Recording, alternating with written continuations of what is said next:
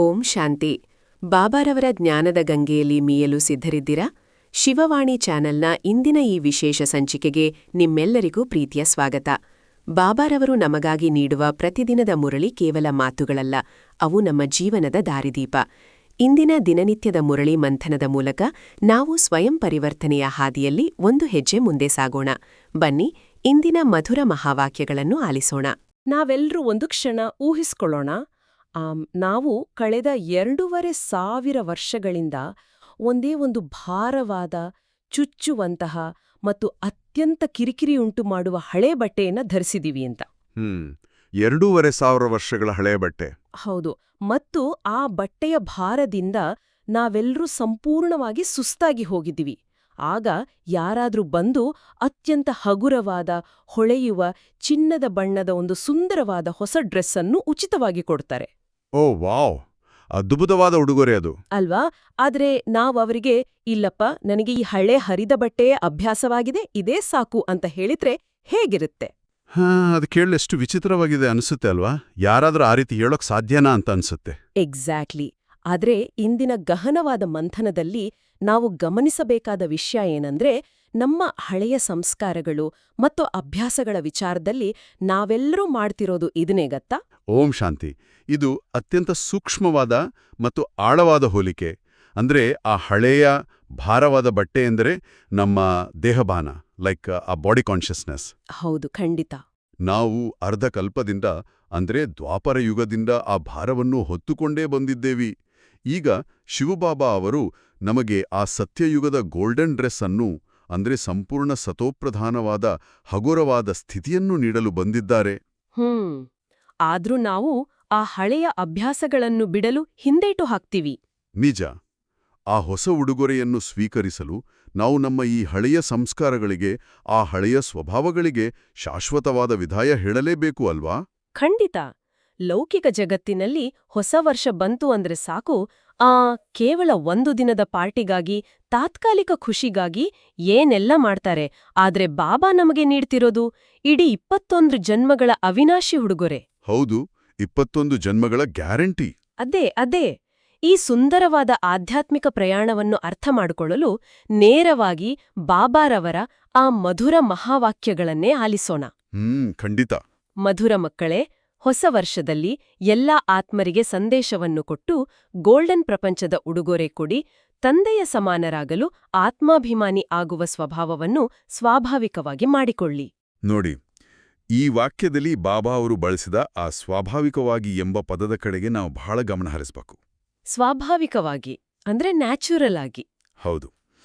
ಅರ್ಧಕಲ್ಪದಿಂದ ನಮಗೆ ದೇಹಾಭಿಮಾನದ ಸ್ವಭಾವ ಎಷ್ಟೊಂದು ಸ್ವಾಭಾವಿಕವಾಗಿ ಬೆಳೆದು ಬಂದಿದೆ ಅಂದ್ರೆ, ಅದರಲ್ಲಿರಲು ನಾವು ಯಾವುದೇ ವಿಶೇಷ ಶ್ರಮ ಪಡಬೇಕಾಗಿಲ್ಲ.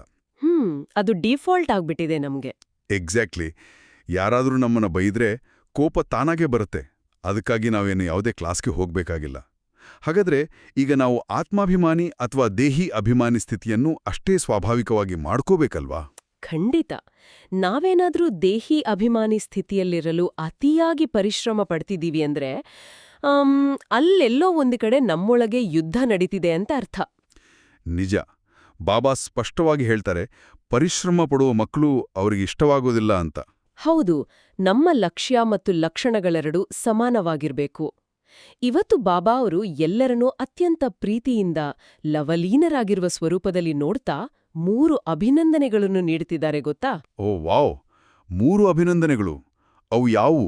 ಮೊದಲನೇದು ನಮ್ಮ ಈ ಹೊಸ ಬ್ರಾಹ್ಮಣ ಜೀವನದ ಅಭಿನಂದನೆ, ಎರಡನೇದು ಬರಲಿರುವ ಹೊಸ ಯುಗದ ಅಭಿನಂದನೆ, ಮತ್ತು 3ನೇದು ತಂದೆ ಹಾಗೂ ಪರಿವಾರದ ಅಪರೂಪದ ಮಿಲನದ ಅಭಿನಂದನೆ. ಇದು ಬಹಳ ಅದ್ಭುತವಾಗಿದೆ.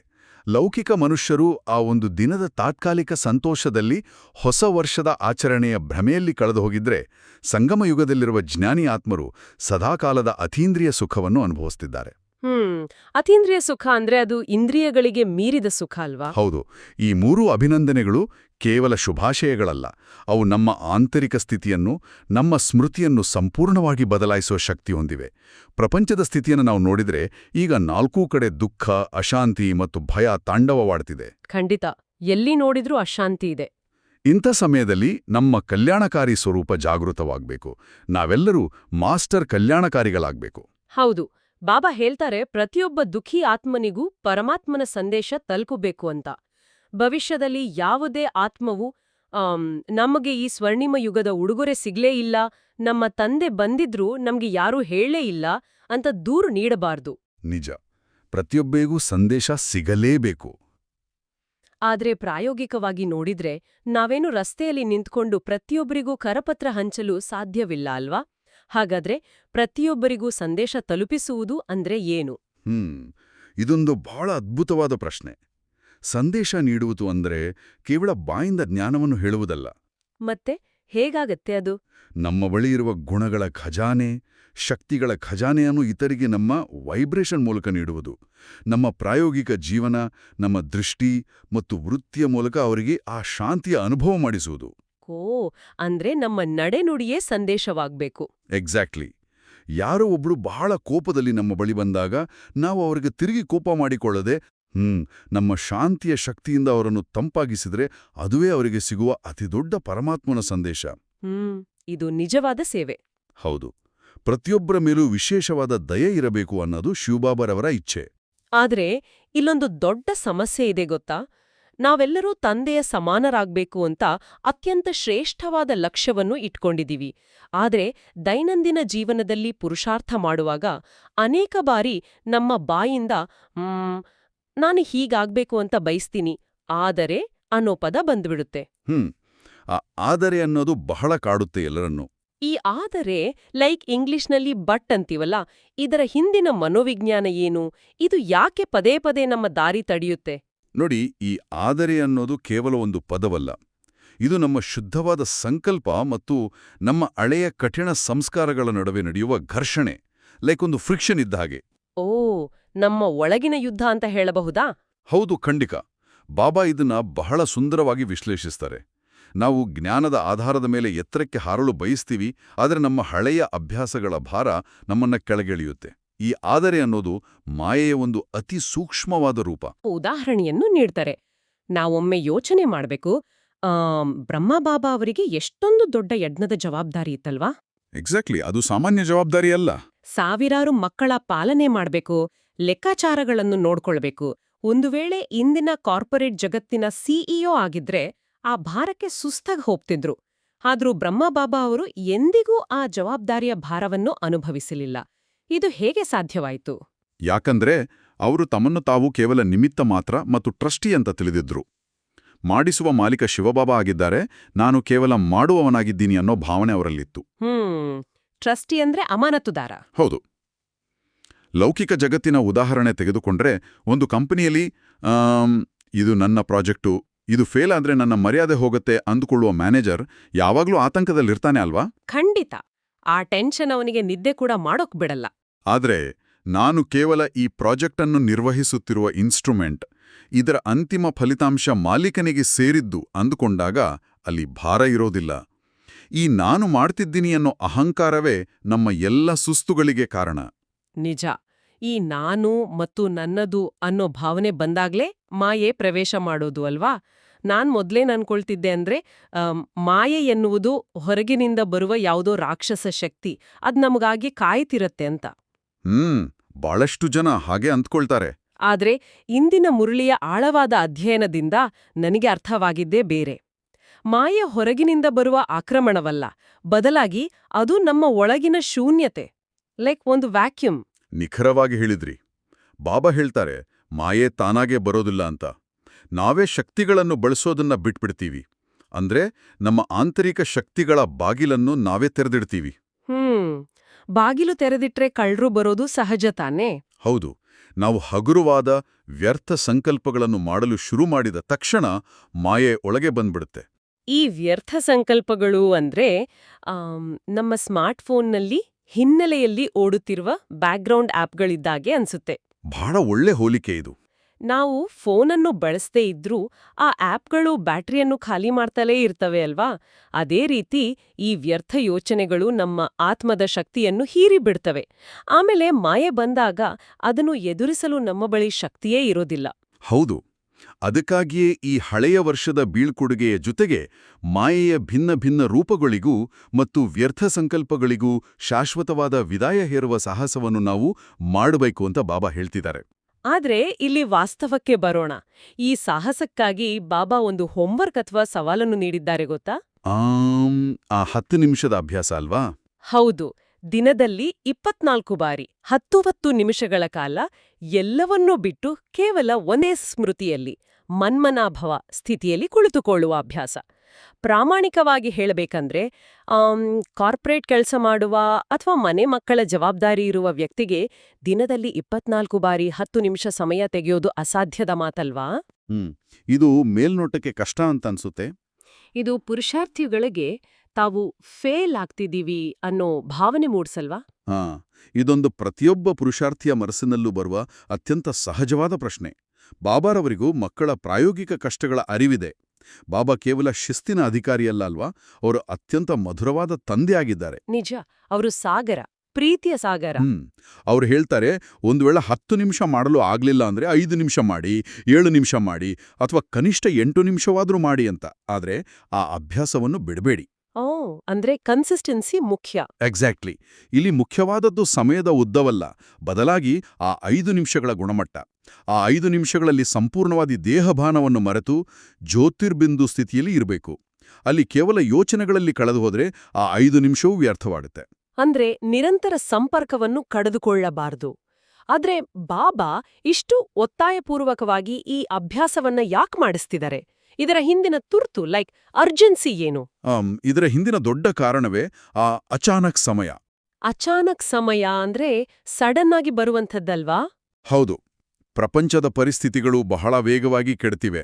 ಪ್ರಕೃತಿಯ ವಿಕೋಪಗಳಿರ್ಬೋದು ಅಥವಾ ಮನುಷ್ಯರ ನಡುವಿನ ಯುದ್ಧಗಳಿರ್ಬೋದು, ಎಲ್ಲವೂ ಹಠಾತ್ತನೆ ಸಂಭವಿಸ್ತವೆ ಅಂತ ಬಾಬಾ ಪದೇ ಪದೇ ಎಚ್ಚರಿಸ್ತಿದ್ದಾರೆ. ದಿನಪತ್ರಿಕೆ ನೋಡಿದ್ರೇನೆ ಅದು ಅರ್ಥ ಆಗುತ್ತೆ ನಮ್ಗೆ. ನಿಜ. ಆ ಅಚಾನಕ್ ಪರಿಸ್ಥಿತಿ ಬಂದಾಗ, 4 ಕಡೆ ಹಾಹಾಕಾರ ಇರುವಾಗ, ನಾವು ನಮಗಾಗಿ ಹಾಗೂ ವಿಶ್ವದ ಆತ್ಮಗಳಿಗಾಗಿ ಶಾಂತಿ ಮತ್ತು ಶಕ್ತಿಯ ಕಿರಣಗಳನ್ನು ನೀಡುವ ಲೈಟ್ ಹೌಸ್ ಆಗ್ಬೇಕಾಗುತ್ತೆ. ಆ ಸಮಯದಲ್ಲಿ ನಾವು ಸ್ಥಿತಿಯನ್ನು ನಿರ್ಮಾಣ ಮಾಡಲು ಕುಳಿತರೆ ಸಾಧ್ಯವಿಲ್ಲ. ಅದು ಕರೆಕ್ಟ್. ಬ್ಯಾಟ್ರಿ ಮೊದಲೇ ಫುಲ್ ಆಗಿರ್ಬೇಕು. ಅದೇ. ಈಗ ಮಾಡುವ ಈ ಬಹಳ ಕಾಲದ ಪುರುಷಾರ್ಥವೇ ಭವಿಷ್ಯದ 21 ಜನ್ಮಗಳ ಪ್ರಾರಬ್ಧಕ್ಕೆ ಆಧಾರವಾಗಿದೆ.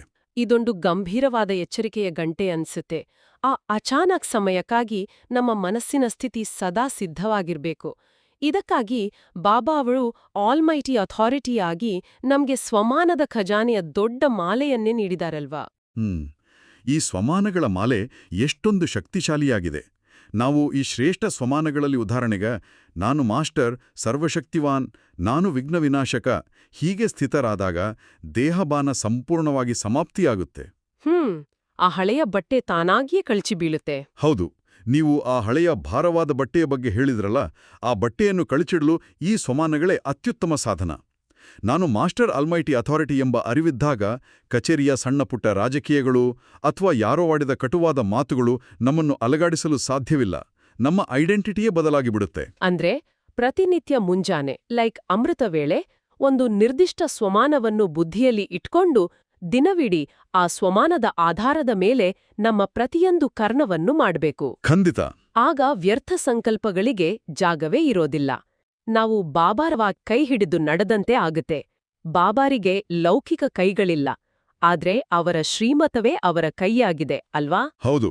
ಆ ಶ್ರೀಮತವನ್ನು ಪಾಲನೆ ಮಾಡ್ತಾ ಹೋದ್ರೆ ನಾವು ಎಂದಿಗೂ ದಾರಿ ತಪ್ಪೋದಿಲ್ಲ. ಈಗ ನಾವು ಇಂದಿನ ಮುರಳಿಯ ಅಂತಿಮ ಭಾಗದ ಕಡೆಗೆ ಸಾಕ್ತಿದ್ದೀವಿ. ಆ ಮಧುರವಾದ ಯಾದ್ ಪ್ಯಾರ್. ಬಾಬ್ದಾದಾವರ ಆ ಮಧುರವಾದ ಪ್ರೀತಿಯ ಸಂದೇಶ. ಆ ಯಾದ್ ಪ್ಯಾರ್ ಎಷ್ಟೊಂದು ಶಕ್ತಿಶಾಲಿಯಾಗಿದೆ ಅಂದ್ರೆ ಅದನ್ನು ಕೇಳುವಾಗಲೇ ನಮ್ಮಲ್ಲಿ ಹೊಸ ಚೈತನ್ಯ ಮೂಡುತ್ತೆ. ಇಂದು 4 ಕಡೆಯ ದೇಶವಿದೇಶದ ಪ್ರತಿಯೊಬ್ಬ ತಂದೆಗೆ ಪ್ರಿಯ, ತಂದೆಗೆ ಮುದ್ದಾದ, ತಂದೆಗೆ ಅಗಳಿ ಹೋಗಿ ಸಿಕ್ಕಿರುವ ಮಕ್ಕಳಿಗೆ ಬೀಳ್ಕೊಡುಗೆ ಹಾಗೂ ಶುಭಾಶಯಗಳು. ಬಾಬ್ದಾದ ಹೇಳಿದ್ದೇವೆ, ಹಳೆಯ ವರ್ಷದ ಜೊತೆಯಲ್ಲಿ ಹಳೆಯ ಸಂಸ್ಕಾರಕ್ಕೂ ಬೀಳ್ಕೊಡುಗೆ ಕೊಡುವಂತಹವರು, ಹಳೆಯ ಸ್ವಭಾವಕ್ಕೂ ಬೀಳ್ಕೊಡುಗೆ ಕೊಡುವಂತಹ ಮಹಾವೀರ ಮಕ್ಕಳು. ಪ್ರತಿಯೊಂದು ಹೆಜ್ಜೆಯಲ್ಲಿ ಪದಮದಷ್ಟು ಸಂಪಾದನೆ ಮಾಡಿಕೊಳ್ಳುವಂಥವರಿಗೆ ಬಾಬ್ದಾದ ಸದಾ ಸ್ವಮಾನವನ್ನು ಕೊಡುತ್ತೇವೆ. ಆ ಸ್ವಮಾನದಲ್ಲಿ ಸ್ಥಿತರಾಗಿದ್ದು ಅನುಭವ ಮಾಡುವಂಥವರು. ಪ್ರತಿಯೊಂದು ಮಗುವನ್ನು ಬಾಬ್ದಾದ ಈ ರೂಪದಲ್ಲಿ ನೋಡುತ್ತೇವೆ. ಒಂದೊಂದು ಮಗು 21 ಜನ್ಮಗಳ ಆಸ್ತಿಗೆ ಅಧಿಕಾರಿ. ಇಡೀ ಕಲ್ಪದಲ್ಲಿ 21 ಜನ್ಮಗಳ ಅಧಿಕಾರಿಯಾಗುವಂತಹ ಆಸ್ತಿ ನೀವು ಮಕ್ಕಳಿಗೆ ಮಾತ್ರ ಸಿಗುತ್ತದೆ. ಇಂತಹ ಶ್ರೇಷ್ಠ ಅಧಿಕಾರಿ 4 ಕಡೆಯ ಮಕ್ಕಳಿಗೆ ಬಾಪ್ತಾದ ಪರಮ ಶಿಕ್ಷಕ ಹಾಗೂ ಗುರು ರೂಪದೊಂದಿಗೆ 3 ರೂಪದೊಂದಿಗೆ ನೆನಪು ಪ್ರೀತಿ ಹಾಗೂ ನಮಸ್ತೆಯನ್ನು ನೀಡುತ್ತಿದ್ದೇವೆ. ಸೇವೆ ಅಥವಾ ಪುರುಷಾರ್ಥದಲ್ಲಿ ಸಫಲತೆಯನ್ನು ಪ್ರಾಪ್ತಿ ಮಾಡಿಕೊಳ್ಳುವಂತಹ ಡಬಲ್ ಕಿರೀಟಧಾರಿ ಭವ. ಈ ವರದಾನದ ಆಳವನ್ನು ನಾವು ಅರ್ಥ ಮಾಡಿಕೊಳ್ಳಬೇಕು. ಡಬಲ್ ಕಿರೀಟಧಾರಿ ಅಂದ್ರೆ 2 ಕಿರೀಟಗಳು. ಮೊದಲನೇದು ಪವಿತ್ರತೆಯ ಬೆಳಕಿನ ಕಿರೀಟ ಲೈಟ್, ಮತ್ತು ಎರಡನೇದು ಜವಾಬ್ದಾರಿಯ ಕಿರೀಟ ಅಂದ್ರೆ ಮೈಟ್. ಲೈಟ್ ಮತ್ತು ಮೈಟ್. ನಾವು ಕೇವಲ ಜವಾಬ್ದಾರಿಯನ್ನು ಹೊತ್ತುಕೊಂಡ್ರೆ ಅದು ಭಾರವಾಗತ್ತೆ. ಆದ್ರೆ ಯಾವಾಗ ನಮ್ಮಲ್ಲಿ ಸಂಪೂರ್ಣ ಪವಿತ್ರತೆ ಇರುತ್ತೋ ಆಗ ಸಹಜವಾಗಿಯೇ ಆಧ್ಯಾತ್ಮಿಕ ಶಕ್ತಿ ಪ್ರಾಪ್ತಿಯಾಗತ್ತೆ. ಇದು ಬಹಳ ಅದ್ಭುತವಾದ ವಿಷಯ. ಪವಿತ್ರತೆ ಅನ್ನೋದು ಕೇವಲ ಬ್ರಹ್ಮಚರ್ಯವಲ್ಲ, ಅದು ನಮ್ಮ ಮನಸ್ಸಿನ ಶುದ್ಧತೆ ಕೂಡ ಹೌದು. ಆ ಶುದ್ಧತೆ ಇದ್ದಾಗ ಮಾತ್ರ ಜವಾಬ್ದಾರಿಯನ್ನು ನಿಭಾಯಿಸುವ ತಾಕತ್ತು ಬರುತ್ತೆ. ಎಕ್ಸಾಕ್ಟ್ಲಿ. ಈ ಲೈಟ್ ಮತ್ತು ಮೈಟ್ ಸೇರಿದಾಗ ಆತ್ಮದಲ್ಲಿ ಒಂದು ಡಬಲ್ ಫೋರ್ಸ್ ಸೃಷ್ಟಿಯಾಗತ್ತೆ. ಮತ್ತು ಈ ಡಬಲ್ ಫೋರ್ಸ್ ಇದ್ದಾಗ ನಾವು ಯಾವುದೇ ಸೇವೆ ಮಾಡಲಿ ಅಥವಾ ಪುರುಷಾರ್ಥ ಮಾಡಲಿ ಅದರಲ್ಲಿ 100% ಸಫಲತೆ ಸಿಗೋದು ನಿಶ್ಚಿತ. ಇನ್ನು ಈ ದಿವ್ಯತೆಯ ಪ್ರಾಯೋಗಿಕ ರೂಪವನ್ನು ಇಂದಿನ ಸ್ಲೋಗನ್ ವಿವರಿಸುತ್ತೆ. ದಿವ್ಯ ಗುಣಗಳ ಆಧಾರದ ಮೇಲೆ ಮನ, ವಚನ ಹಾಗೂ ಕರ್ಮವನ್ನು ಮಾಡುವುದೇ ದಿವ್ಯತೆಯಾಗಿದೆ. ಲೌಕಿಕ ಜಗತ್ತಿನಲ್ಲಿ ದಿವ್ಯತೆ ಎಂದ್ರೆ ಗುಡಿಯಲ್ಲಿ ಕುಳಿತು ಪೂಜೆ ಮಾಡುವುದು, ಗಂಟೆ ಬಾರಿಸುವುದು ಅಥವಾ ಬಿಳಿ ಬಟ್ಟೆ ಧರಿಸಿ ಮೌನವಾಗಿರುವುದು ಅಂತ ಭ್ರಮಿಸಿದ್ದಾರೆ. ಹೌದು, ಅದನ್ನೇ ಸ್ಪಿರಿಚುವಾಲಿಟಿ ಅಂತ ಅನ್ಕೊಂಡಿದ್ದಾರೆ. ಆದರೆ ಬಾಬಾ ಹೇಳ್ತಾರೆ, ದಿವ್ಯತೆ ಎಂಬುದು ಕ್ರಿಯೆಯಲ್ಲಿದೆ ಅಂತ. ನಮ್ಮ ದೈನಂದಿನ ಜೀವನದಲ್ಲಿ, ನಾವು ಆಡುವ ಮಾತುಗಳಲ್ಲಿ, ನಾವು ಇತರರೊಂದಿಗೆ ನಡೆದುಕೊಳ್ಳುವ ರೀತಿಯಲ್ಲಿ ಶಾಂತಿ, ಪ್ರೀತಿ ಮತ್ತು ಸಹನೆ ವ್ಯಕ್ತವಾಗಬೇಕು. ನಾವು ಮಾಡುವ ಪ್ರತಿ ಚಿಕ್ಕ ಕರ್ಮದ ಹಿಂದಿರುವ ಶಕ್ತಿ ಯಾವುದು ಎಂಬುದೇ ದಿವ್ಯತೆಯನ್ನು ನಿರ್ಧರಿಸುತ್ತೆ. ದಿವ್ಯತೆ ಎಂಬುದು ನಮ್ಮ ದಿನನಿತ್ಯದ ಉಸಿರಾಗಬೇಕು.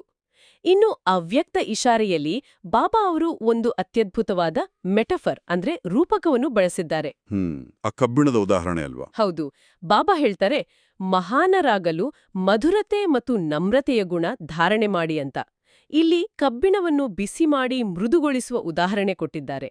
ನಾವಿದನ್ನು ಹೇಗೆ ಅರ್ಥ ಮಾಡಿಕೊಳ್ಳಬಹುದು? ಇದನ್ನ ಸ್ವಲ್ಪ ಆಳವಾಗಿ ವಿಶ್ಲೇಷಿಸೋಣ. ತಣ್ಣಗಿರುವ ಕಬ್ಬಿಣ ಹೇಗಿರುತ್ತೆ? ಅದು ಅತ್ಯಂತ ಕಠಿಣವಾಗಿರುತ್ತೆ. ನೀವದನ್ನ ಬಗ್ಗಿಸಲು ಹೋದ್ರೆ ಅದು ಮುರಿದು ಹೋಗುತ್ತೆ ಹೊರತು ಬಗ್ಗುವುದಿಲ್ಲ. ಖಂಡಿತ, ಅದು ಫ್ಲೆಕ್ಸಿಬಲ್ ಆಗಿರೋದಿಲ್ಲ. ಇದು ನಮ್ಮ ಅಹಂಕಾರಕ್ಕೆ ಸಮ. ಅಹಂಕಾರವಿರುವ ವ್ಯಕ್ತಿ ಎಷ್ಟೇ ಜ್ಞಾನವಿದ್ರೂ ಇತರೊಂದಿಗೆ ಹೊಂದಿಕೊಳ್ಳಲಾರ. ಒಂದು ಸಣ್ಣ ವಾದವಿವಾದವಾದರೂ ಆತ ಮುರಿದು ಬೀಳ್ತಾನೆ.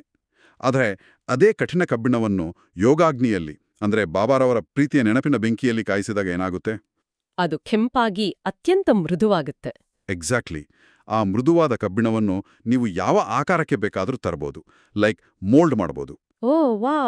ಅಂದ್ರೆ ನಮ್ಮಲ್ಲಿರುವ ಆ ಹಳೆಯ ಕಠಿಣ ಸಂಸ್ಕಾರಗಳು, ನನ್ನದೇ ಸರಿ ಎನ್ನುವ ಆ ಹಠ, ಇವೆಲ್ಲವೂ ಯೋಗಾಗ್ನಿಯ ಶಾಖದಿಂದ ಕರಗಬೇಕಲ್ವಾ? ಆತ್ಮವು ಕೋಮಲವಾದಾಗ ಅಲ್ಲಿ ನಮ್ರತೆ ಮತ್ತು ಸ್ನೇಹ ಮೂಡುತ್ತೆ. ನಿಜ. ಕೆಲವರು ನಮ್ರತೆ ಎಂದ್ರೆ ದೌರ್ಬಲ್ಯ ಅಂದ್ಕೊಳ್ತಾರೆ. ಆದರೆ ನಿಜವಾಗಿ ನಮ್ರತೆಯೇ ಅತಿ ದೊಡ್ಡ ಶಕ್ತಿ ಅಲ್ವಾ? ಯಾಕಂದ್ರೆ ಮೃದುವಾದ ಲೋಹ ಮಾತ್ರ ಎಲ್ಲದರ ಜೊತೆ ಹೊಂದಿಕೊಳ್ಳಬಲ್ಲದು. ಯಾರು ಎಲ್ಲರೊಂದಿಗೂ ಹೊಂದಿಕೊಳ್ತಾರೋ ಅವರೇ ನಿಜವಾದ ಮಹಾನ್ ಆತ್ಮಗಳು. ಖಂಡಿತ. ಶಕ್ತಿ ರೂಪದಲ್ಲಿ ಮಲಿಕತನ ಇರಬೇಕು, ಆದರೆ ವ್ಯವಹಾರದಲ್ಲಿ ನಮ್ರತೆಯ ಸೇವೆಯ ಗುಣ ಇರಬೇಕು. ಎಲ್ಲಿ ಈ ಕೋಮಲತೆ ಇರುತ್ತೋ ಅಲ್ಲಿ ದಯೆ ಮತ್ತು ಕ್ಷಮೆ ಸಹಜವಾಗಿ ಇರುತ್ತೆ. ಹೌದು, ನ್ಯಾಚುರಲ್ ಆಗಿ ಬಂದ್ಬಿಡುತ್ತೆ. ಈಗ ನಾವು ನಮ್ಮ ಸಂಭಾಷಣೆಯ ವೇಗವನ್ನು ಸ್ವಲ್ಪ ನಿಧಾನಗೊಳಿಸೋಣ. ಈ ಎಲ್ಲ ಗಹನವಾದ ರಹಸ್ಯಗಳನ್ನು ನಮ್ಮ ಒಳಗೆ ಇಳಿಸಿಕೊಳ್ಳಲು, ನಮ್ಮ ಆತ್ಮಾಭಿಮಾನಿ ಸ್ಥಿತಿಯನ್ನು ಜಾಗೃತಗೊಳಿಸಲು ಒಂದು ಸಣ್ಣ ಧ್ಯಾನದ ಅನುಭವ ಮಾಡೋಣ. ಖಂಡಿತ. ಕೇಳುಗರೆಲ್ಲರೂ ಈಗ ಸಂಪೂರ್ಣವಾಗಿ ಈ ಆಧ್ಯಾತ್ಮಿಕ ವಾತಾವರಣಕ್ಕೆ ತಮ್ಮನ್ನು ಒಡ್ಡಿಕೊಳ್ಳಬಹುದು. ಎಲ್ಲರೂ ಅತ್ಯಂತ ಶಾಂತ ಸ್ಥಿತಿಗೆ ಬನ್ನಿ. ನಿಮ್ಮ ದೇಹವನ್ನು ಹಗುರಗೊಳಿಸಿ. ಹೊರಗಿನ ಪ್ರಪಂಚದ ಎಲ್ಲ ಶಬ್ದಗಳು, ಯೋಚನೆಗಳು, ಆ ಜವಾಬ್ದಾರಿಯ ಭಾರಗಳು ನಿಧಾನವಾಗಿ ಕರಗಿ ಮರೆಯಾಗ್ತಿವೆ. ನನ್ನ ಗಮನವನ್ನು ಭ್ರುಕುಟಿಯ ಮಧ್ಯದಲ್ಲಿ ಕೇಂದ್ರೀಕರಿಸುತ್ತಿದ್ದೇನೆ. ಅಲ್ಲಿ ಮಿಂಚುತ್ತಿರುವ ಒಂದು ಅದ್ಭುತವಾದ, ಹೊಳೆಯುವ ಚೈತನ್ಯ ಜ್ಯೋತಿ ನಾನು ಒಂದು ಪವಿತ್ರವಾದ, ಹಗುರವಾದ ಆತ್ಮ. ಆ ಹಳೆಯ ದೇಹಾಭಿಮಾನದ ಭಾರವನ್ನು ನಾನು ಸಂಪೂರ್ಣವಾಗಿ ಕಳಚಿಟ್ಟಿದ್ದೇನೆ. ಮೇಲೆ ಪರಮಧಾಮದಿಂದ ನನ್ನ ಪರಮಪಿತ ಶಿವಬಾಬಾ ಅವರಿಂದ ಪರಮ ಪವಿತ್ರತೆಯ ಬೆಳಕಿನ ಕಿರಣಗಳು ನೇರವಾಗಿ ನನ್ನ ಮೇಲೆ ಸುರಿಯುತ್ತಿವೆ. ಆ ಬೆಳಕು ನನ್ನನ್ನು ಸಂಪೂರ್ಣವಾಗಿ ಆವರಿಸ್ತಿದೆ. ನನ್ನ ತಲೆಯ ಮೇಲೆ ಪವಿತ್ರತೆಯ ಬೆಳಕಿನ ಕಿರೀಟ ಹೊಳೆಯುತ್ತಿರುವುದನ್ನು ನಾನು ನೋಡ್ತಿದ್ದೀನಿ ಮತ್ತು ನನ್ನ ಮನಸ್ಸಿನಲ್ಲಿ ನಾನು ನಿಮಿತ್ತ ಮಾತ್ರ ಎಂಬ ಜವಾಬ್ದಾರಿಯ ಶ್ರೇಷ್ಠ ಕಿರೀಟವಿದೆ. ಈ ಡಬಲ್ ಫೋರ್ಸ್ ನನ್ನ ಪ್ರತಿಯೊಂದು ಕಣದಲ್ಲೂ ಸಂಚರಿಸ್ತಿದೆ. ನನ್ನ ಪ್ರತಿಯೊಂದು ಕರ್ಮದಲ್ಲೂ ದಿವ್ಯತೆಯಿದೆ. ನನ್ನ ಪ್ರತಿ ಮಾತು ಮಧುರವಾಗಿದೆ ಎಂಬ ಈ ಸ್ಲೋಗನ್ ನನ್ನ ಶಾಶ್ವತ ಸ್ವಮಾನವಾಗಿ ನನ್ನ ಮನಸ್ಸಿನಲ್ಲಿ ಲಾಕ್ ಆಗ್ತಿದೆ. ಪರಮಾತ್ಮನ ನೆನಪು ಎಂಬ ಯೋಗಾಗ್ನಿಯ ಮೃದುವಾದ ಶಾಖದಿಂದ ನನ್ನೊಳಗಿನ ಎಲ್ಲಾ ಕಠಿಣ ಸಂಸ್ಕಾರಗಳು, ಅಹಂಕಾರ ಎಲ್ಲವೂ ಕರಗಿ ನೀರಾಗ್ತಿವೆ. ನಾನು ಅತ್ಯಂತ ಕೋಮಲ, ನಮ್ರ ಮತ್ತು ಎಲ್ಲರನ್ನೂ ಪ್ರೀತಿಸುವ ಆತ್ಮನಾಗಿದ್ದೇನೆ. ಬಾಬಾರವರ ಆ ಪ್ರೀತಿಯ ದಿವ್ಯದೃಷ್ಟಿ ಸದಾ ನನ್ನ ಮೇಲಿದೆ. ಈ ಶಾಂತಿಯ ಅಲೆಗಳಲ್ಲಿ ನಾನು ಕಳೆದು ಹೋಗ್ತಿದ್ದೇನೆ. ಈ ಆಳವಾದ ಶಾಂತಿ, ಈ ಹಗುರವಾದ ಅನುಭವ ಸದಾ ನಮ್ಮೆಲ್ಲರೊಂದಿಗಿರಲಿ. ಇಂದಿನ ಮುರಳಿಯ ಪ್ರತಿಯೊಂದು ಮಾತನ್ನು ನಮ್ಮ ಉಸಿರಾಗಿಸ್ಕೊಳ್ಳೋಣ. ಖಂಡಿತ ಅದನ್ನು ಮರೆಯಬಾರದು. ನಾವು ಪ್ರಪಂಚದ ವ್ಯವಹಾರಗಳಲ್ಲಿ, ಕಾರ್ಪೊರೇಟ್ ಜಗತ್ತಿನಲ್ಲಿ ಅಥವಾ ಮನೆಯ ಜವಾಬ್ದಾರಿಗಳಲ್ಲಿ ಎಷ್ಟೇ ಬ್ಯುಸಿ ಇದ್ರೂ ಆ ಡಬಲ್ ಕಿರೀಟಧಾರಿ ಸ್ಥಿತಿಯನ್ನು ಮರೆಯದಿರೋಣ. ಹೌದು, ಅದೇ ನಮ್ಮ ರಕ್ಷಕವಚ. ಕೊನೆಯದಾಗಿ ಒಂದು ಚಿಕ್ಕ ವಿಚಾರ, ಒಂದು ಪ್ರಬಲವಾದ ಪ್ರಶ್ನೆ ನಮ್ಮೆಲ್ಲರ ಮನಸ್ಸಿನಲ್ಲಿ ಹಾಗೆ ಉಳಿಯಲಿ.